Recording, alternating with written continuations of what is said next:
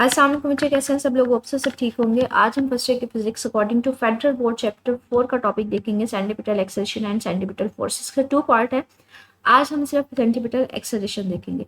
Sentry का मतलब होता है अगर कोई सेंटर में मूव कर रहा है, और अगर कोई ऑब्जेक्ट सेंटर में मूव कर रहा है, सर्कल में मूव कर रहा है, ठीक है, टुवर्ड्स द सेंटर मूव कर रहा है, सर्कुलर मोशन है, तो उसका एक्सेलरेशन क्या होगा? तो यहाँ पे इसी चीज़ को अज्यूम कर रहा है, कहते हैं कंसीडर करें कि एक ऑब्जेक्ट है वो किसी सर्कल में मूव कर रहा है जिसका रेडियस आ रहा है। यहाँ पे वो डायग्राम को भी शो कर रहा है, ठीक है। कि सपोज कर लिया, जैसे अभी तक हम सर्कुलर मोशन लेते आ गए कि एक ऑब्जेक्ट है, ये सपोज करें मैंने एक सर्कल एज्यूम किया और मैंने कहा कि इसका जो रेडियस है वो मेरे पास आ रहा है, ठीक है। अब रेडियस आ रहा है तो इस पॉइंट पे हमने क्या करना है, कंसीडर करना है कि एक ऑब्जेक्ट है जो पॉइंट ए पे था और वो क्या करेगा, इसके अलोंग मूव करेगा, पॉइंट ए से बी पे जाएगा। सपोज करें मैं यहाँ पे एज्यूम कर, ठीक है, ये पॉइंट ए से बी पे मूव ऑन करेगा, ठीक है। तो कुछ ना कुछ एंगल भी साथ में सेंटर पे बना रहा होगा। तो ये कुछ सिचुएशन है जो यहाँ पे एक्सप्लेन की हुई है, लेकिन यहाँ पे वो सिर्फ एक सिचुएशन कह रहा है, वो कांस्टेंट स्पीड के साथ है। प्रीवियस लेक्चर में हमने कहा था एक्सेलरेशन की ना 2 टाइप्स होती है, मतलब लीनियर में ना हमारे पास एक्सेलरेशन दो का कंपोनेंट उसके 2 होते हैं। एक हमारे पास टेंजेंशियल होता है, एक रेडियल होता है। टेंजेंशियल मैंने कहा था अगर उसकी स्पीड की मैग्नीट्यूड चेंज हो रही हो, ठीक है। और दूसरा हमने कहा था रेडियल कब होता है, जब उसकी डायरेक्शन चेंज हो रही हो। और हमने कहा था अगर कोई ऑब्जेक्ट जब वो कांस्टेंट स्पीड के साथ मूव करेगा तो सिर्फ और सिर्फ उसका रेडियल एक्सेलरेशन होगा, दैट इज सेंटीपिटल एक्सेलरेशन। इसका मतलब है अगर यहाँ पे हम सिचुएशन ले रहे हैं कि वो कांस्टेंट स्पीड के साथ है, तो यहाँ पे उसकी टेंजेंशियल कोई एक्सेलरेशन नहीं होगी, सिर्फ और सिर्फ वेलोसिटी या एक्सेलरेशन किसकी वजह से आएगी, जो वेलोसिटी में चेंज आ रहा है, उसके डायरेक्शन में जो चेंज आ रहा है। तो अब अगर मेरे पास यहाँ पे ऑब्जेक्ट है तो यहाँ पे जो वेलोसिटी की डायरेक्शन है, मैंने कहा था किसी भी पॉइंट पे अलोंग दी टेंजेंट होती है, तो यहाँ पे अलोंग दी टेंजेंट ये होगा, यहाँ पे अलोंग दी टेंजेंट ये होगा। तो ये जो टेंजेंशियल वेलोसिटी में चेंज आ रहा है, उसके डायरेक्शन में चेंज आ रहा है, ये हमारे पास आपको क्या देगी, एक्सेलरेशन देगी। और वो एक्सेलरेशन जो होगा वो हमारे पास टुवर्ड्स द सेंटर होगा, वो रेडियस के अलोंग होगा, इसलिए इसको नाम दिया जाता है सेंटीपिटल एक्सेलरेशन। क्योंकि एक्सेलरेशन हम डिफाइन ही ये करते हैं ना कि जब भी चेंज आ रहा हो, वेलोसिटी में चेंज आ रहा हो विद रिस्पेक्ट टू टाइम, ठीक है, तो delta we divided by delta T. अब वेलोसिटी में चेंज दो तरह से आ सकता है, या तो उसकी मैग्नीट्यूड चेंज हो सकती है या फिर उसकी डायरेक्शन चेंज हो सकती है। हमने कह दिया कि वो कांस्टेंट स्पीड के साथ हो, मैग्नीट्यूड तो चेंज ही ना हो। तो लेकिन जब वो अगर पॉइंट ए से बी पे जा रहा है रोटेशनल मोशन में, तो यहाँ पे अलोंग दी टेंजेंट वेलोसिटी की डायरेक्शन ये है, यहाँ पे वेलोसिटी डायरेक्शन ये है, तो हर पॉइंट पर डायरेक्शन चेंज हो रही है ना। तो डायरेक्शन चेंज होने की वजह से जो वेलोसिटी आती है, वेलोसिटी जो चेंज आएगी, डायरेक्शन जो चेंज होगी वेलोसिटी की, उसकी वजह से जो एक्सेलरेशन प्रोड्यूस होगी वो हमेशा हमारे पास क्या होती है, टुवर्ड्स द सेंटर होती है। वो हमने डिफाइन कर दिया था ऑलरेडी, जो प्रीवियस टॉपिक हमने प्रीवियस लेक्चर देखा था ना, रेडियल एक्सेलरेशन का, कि रेडियल एक्सेलरेशन किसकी वजह से आ रही होती है, जो डायरेक्शन चेंज हो रही होगी, ठीक है। तो वो लॉन्ग दी रेडियस होती है, तो इसलिए यहाँ पे जो लॉन्ग दी रेडियस फिर हमारे पास एक्सेलरेशन आएगा, उसको हम नाम देंगे सेंटीपिटल एक्सेलरेशन का। लाइक हमारे पास ना सर्कल में अगर कोई वो यूनिफॉर्म सर्कुलर मोशन कोई ऑब्जेक्ट दे रहा है, मतलब उसकी कांस्टेंट स्पीड के साथ जा रहा है, तो हर पॉइंट पे स्पीड का जो डायरेक्शन है वो चेंज हो रही है। मतलब इस पॉइंट पे उसका टेंजेंट की डायरेक्शन ये है, इस पॉइंट पे ये है। तो ये जो स्पीड की डायरेक्शन चेंज होने की वजह से हमारे पास एक्सेलरेशन प्रोड्यूस होता है, जो हमेशा टुवर्ड्स द सेंटर होता है, मतलब अलॉन्ग द रेडियस होता है। तो ये जो रेडियस के अलॉन्ग है हमारे पास होता है एक्सेलरेशन, इसको सेंटीपिटल एक्सेलरेशन बोलते हैं, ठीक है, टुवर्ड्स द सेंटर जो होता है। अब हमने सेंटीपिटल एक्सेलरेशन का फॉर्मूला निकालना है, तो कहते हैं उसके लिए ना हमने एक सिचुएशन कंसीडर करते हैं। ये फिगर 4.9 आपको शो की हुई है। अब वो किस तरह से शो की हुई है, कहते हैं सपोज करें कि एक ऑब्जेक्ट जो है वो इस तरह से रोटेट कर रहा है। मतलब स्टार्टिंग पॉइंट एक सर्कल है जिसका सेंटर ओ है, यहाँ पे ना इसका रेडियस जो है उसको हमने आर से रिप्रेजेंट किया हुआ। अब मैं कहती हूँ स्टार्टिंग पॉइंट ए के ऊपर ऑब्जेक्ट पड़ा था, वो ए से पॉइंट बी पे चला गया, रोटेट कर रहा था तो पॉइंट ए से बी पे चला गया। अब अगर मैंने फाइंड आउट करना हो मुझे इस पॉइंट पे, मेरे पास अगर वेलोसिटी अगर फाइंड आउट करनी हो तो हम क्या करते हैं, अलॉन्ग दी टेंजेंट हम करते हैं, तो इसकी इनिशियल वेलोसिटी ये होगी। अगर इस पॉइंट पे फाइंड आउट करनी हो तो मैं यहाँ पे टेंजेंट ड्रॉ कर दूंगी, तो ये इसकी फाइनल वेलोसिटी होगी। मतलब पॉइंट ए से बी पे गया ना, तो ये इसकी इनिशियल वेलोसिटी और ये इसकी फाइनल वेलोसिटी है। अब अगर पॉइंट ए का सेंटर से हमने डिस्टेंस लेना हो तो बच्चे मैंने उसको इनिशियल डिस्टेंस r1 बोल दिया। अगर पॉइंट बी का निकालना हो तो वो मेरे पास rf है, डिस्टेंस हमने सेंटर से निकाला। तो बच्चे अगर इन दोनों पॉइंट्स का आपस में डिस्टेंस निकालना हो तो वहां पे हम स्ट्रेट लाइन खींच देते हैं। ये मेरे पास एक स्ट्रेट लाइन आ गई। अब ये अगर मेरे पास इनिशियल डिस्टेंस है, ये फाइनल डिस्टेंस है, तो इनके दरमियान डिस्टेंस क्या है, डेल्टा आर। इसी तरह से ये मेरे पास इनिशियल वेलोसिटी है और ये मेरे पास फाइनल वेलोसिटी है। तो हमें वेलोसिटी भी तो फाइंड आउट करनी है, चेंज भी तो फाइंड आउट करना है। तो पहले इसी सिचुएशन को हम डिस्कस कर लेते हैं। कहते हैं सपोज करें ये डायग्राम जो मैंने आपको शो किया, एक ऑब्जेक्ट है वो सर्कुलर पाथ में मूव करे, पॉइंट ए पे उसका कुछ इनिशियल टाइम होगा, इनिशियल वेलोसिटी वी आई, मतलब इस पॉइंट पे जिसकी वेलोसिटी जो है वो शो की हुई है वी आई है, स्टार्टिंग का टाइम है तो उसको टी आई भी कह सकते हैं। और बाद में कुछ टाइम बाद उसकी वेलोसिटी वो पॉइंट बी पे पहुंच जाता है, इसकी वेलोसिटी चेंज हो जाती है, दैट इज वी एफ, और उस पॉइंट पे हम जो टाइम होगा उसको फाइनल टाइम बोलते हैं। कहते हैं यहाँ पे हमने क्या ली हुई है, हमने यहाँ पे कांस्टेंट मोस्ट स्पीड ली हुई है, तो स्पीड चेंज नहीं होगी। आपने उसकी मैग्नीट्यूड सबकी सेम है, जितनी मैग्नीट्यूड इधर है उसकी, जितनी स्पीड उसकी इधर है, उतनी स्पीड इसकी इधर है, सिर्फ डायरेक्शन चेंज हो रही है। तो दोनों की स्पीड जो है वो मैग्नीट्यूड सेम है, तो वी आई जो स्पीड है वो सेम है वी एफ के, मैग्नीट्यूड चेंज नहीं हो रही। ये बार लगाने का मतलब बच्चे मैग्नीट्यूड है, तो दोनों सेम है, तो मैं दोनों को किसी क्वांटिटी वी के इक्वल ले लेती हूँ। तो यहाँ पे ये कह रहा है कि दोनों की सिर्फ डायरेक्शन डिफर कर रही है, मैग्नीट्यूड हमने सेम ही ली है, जितनी स्पीड यहाँ पे है उतनी स्पीड यहाँ पे है, स्पीड चेंज नहीं होगी, सिर्फ और सिर्फ डायरेक्शन चेंज हो रही है। यहाँ पे अलाउंग द टेंजेंट ये है, यहाँ पे अलाउंग द टेंजेंट ये है।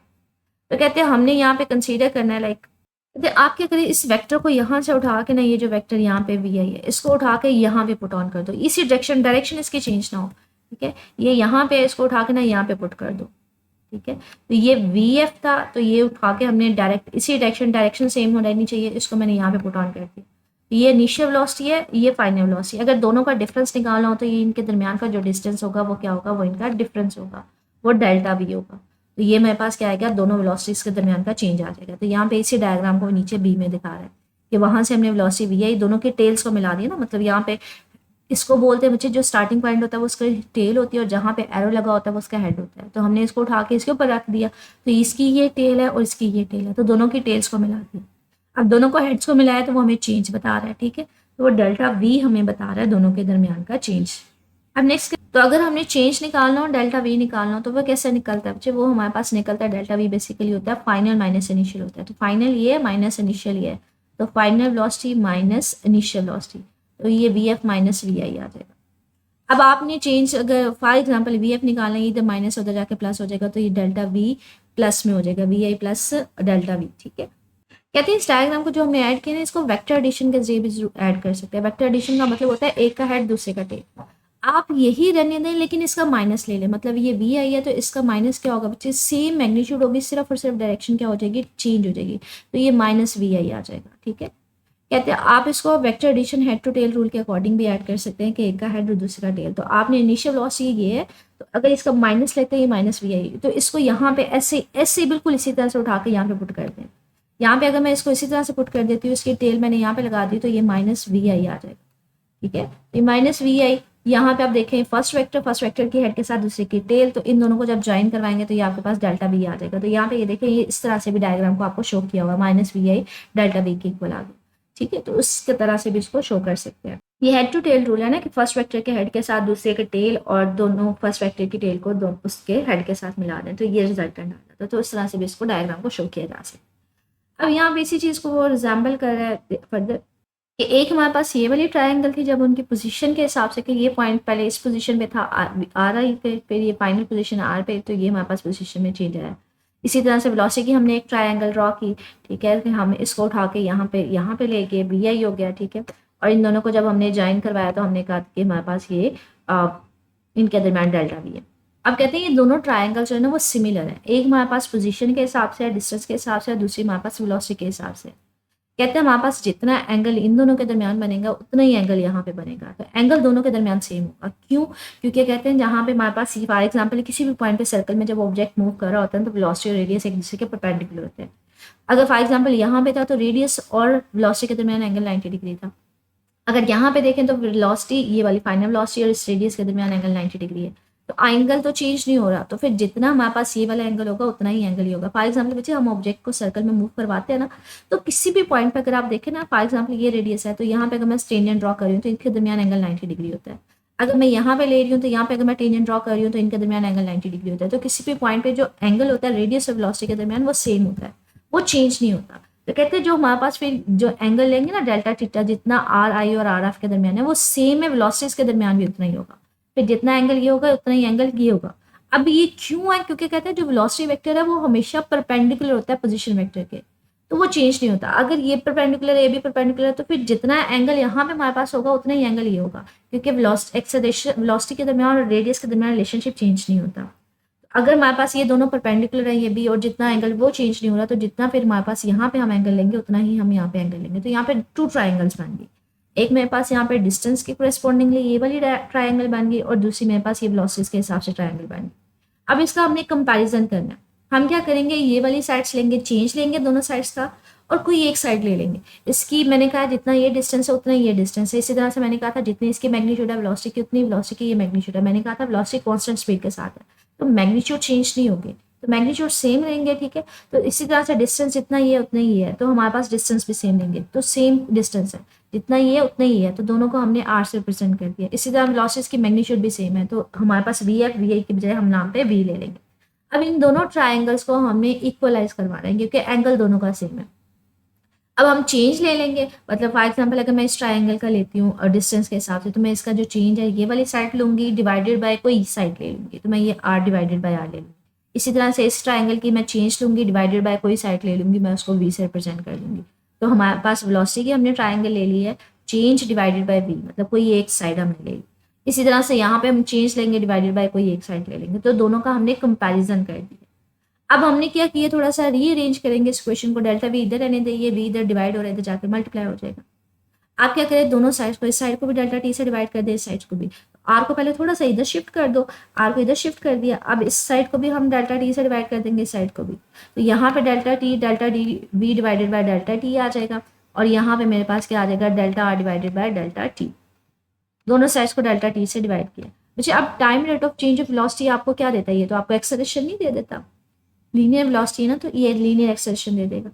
अब v बाय आर और delta R bye delta T ये उसी तरह से आ गया, ये मेरे पास रिलेशनशिप आ गया अभी तक।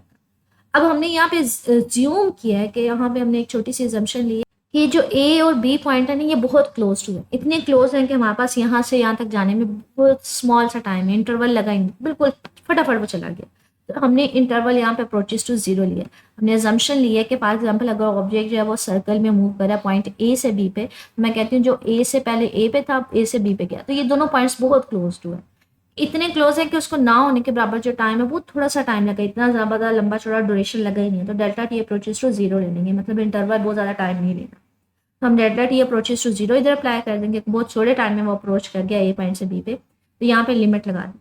अब delta R divided by delta T हमारे पास किसके इक्वल होता है बच्चे, ये तो इंस्टेंटेनियस वेलोसिटी के इक्वल नहीं होता, ये क्या है, डिस्टेंस है, आर क्या है, डिस्टेंस, ठीक है, और डिवाइडेड बाय टाइम, तो टाइम के हिसाब से अगर चेंज हो रहा हो तो वो आपको क्या देता है, वो वेलोसिटी दे देता है, तो यहाँ पे वेलोसिटी आ जाएगी। अब यहाँ पे दोनों वेलोसिटीज नहीं आ गई हमारे पास, लाइक अगर हम बात करें तो वेलोसिटीज का स्क्वायर आ जाएगा क्योंकि टू टाइम हो गया, वेलोसिटी डिवाइडेड बाय आर आ जाएगा। ये डिस्टेंस है बच्चे, रेडियस है ना यहाँ से यहाँ तक का डिस्टेंस, ठीक है, तो हमने वो डिस्टेंस लिया। अगर डिस्टेंस में चेंज आ रहा हो दो पॉइंट्स के दरमियान तो वो हमारे पास क्या होता है, वेलोसिटी ही होती है।